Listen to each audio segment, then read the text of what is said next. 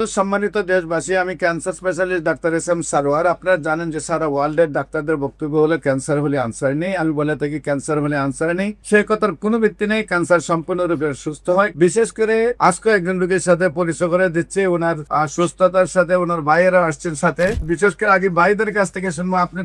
আপনার নাম কি? আমার নাম মোহাম্মদ মোহন সরকার। মোহন সরকার। আপনার কি হয়নি? আমার বড় ভাই। আপনার ছোট ভাই। আপনার নাম কি? আমার নাম কবির হোসেন। কবির হোসেন। আপনার নাম? জহুরুল ইসলাম। জহুরুল ইসলাম। কি অবস্থায় আপনি ছিলেন, কোথায় কোথায় চিকিৎসা করছেন এবং কিভাবে এই অবস্থায় আছেন আপনি একটু বলেন। আমার কিডনি মেতে টিউমার হয়েছিল, সিকেরি হসপিটালের মধ্যে অপারেশন হয়েছি। অপারেশনের পরে দিয়ে আমার দিয়ে করাইলো কি ক্যান্সার।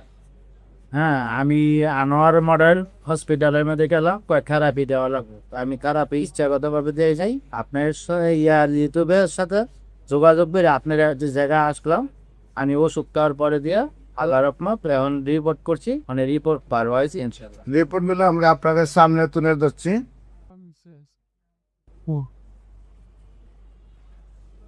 রিপোর্ট সম্পূর্ণ ভালো আসছে। জি, আপনার শারীরিক অবস্থা ভালো কিনা? ইনশাল্লাহ এখন ভালো। মোটামুটি শরীর শক্তি আছে? আল্লাহর রহমতে সম্পূর্ণ সুস্থ। আমাদের পাশে ব্রাহ্মণবাড়িয়া হাসপাতালের একজন সম্মানিত মালিক সাহেব, ওনারও কিছু ক্যান্সার রোগীর গল্প আছে, আমরা একটু সাথে শুনি। আসসালামু আলাইকুম, আমি সাংবাদিক আসাদ আবিদ। আমার কুমিল্লা দেহাটর হসপিটাল আছে, এখানে অনেক রোগী আসছে। যখন যারা একবারে চিকিৎসার শেষ পর্যায়ে, তখন আমরা বলি যে আমি অনেক সময় ইনভাইট করি যে একটা সোহর সাহেবের সাথে যোগাযোগ করা যাবে। ইনশাল্লাহ রুগী আসছে, আমার জানা মতো অনেকে ভালো হয়েছে।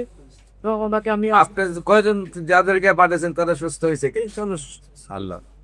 সম্মানিত দেশবাসী, বিশেষ করে ওনার আরো দুই ভাই, আমরা ওনার কাছ থেকে শুনবো। আপনার ভাইয়ের এই অবস্থা দেখে আপনার কেমন লাগছে বা খুব আনন্দ লাগছে।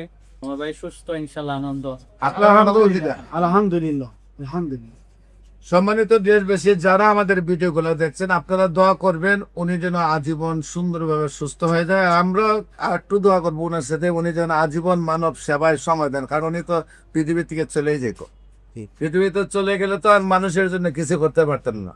এখন যেহেতু আপনারা ভাই, আল্লাহর রহমতে একটা আমার মনে হয় যে সুন্দর একটা শক্তিতে আসে। আজকে কিন্তু ভাইয়ের পিছিয়ে ভাই যায় না।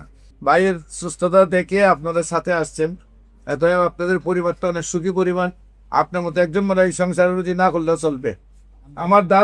আমার বিশ্বাস আর কি, আপনি যেমন বাকি জীবনটা মানবের সেবা করবেন, আর দেশবাসীর প্রতি আবেদন রইল আপনারা দোয়া করবেন উনি যেন আজীবন অন্তত ক্যান্সারে আর আক্রান্ত না হন। মৃত্যু হলে যেন অন্য কোনো কারণে মৃত্যু হয়, সেই দোয়াটুকু আপনারা করবেন। যে কোনো প্রয়োজনে স্ক্রিনে দেওয়া নম্বরে যোগাযোগ করার জন্য আহ্বান জানাচ্ছি এবং আমাদের অফিস ভিজিট করার জন্য আমন্ত্রণ জানাচ্ছি। আসসালামু আলাইকুম রহমতুল্লাহ।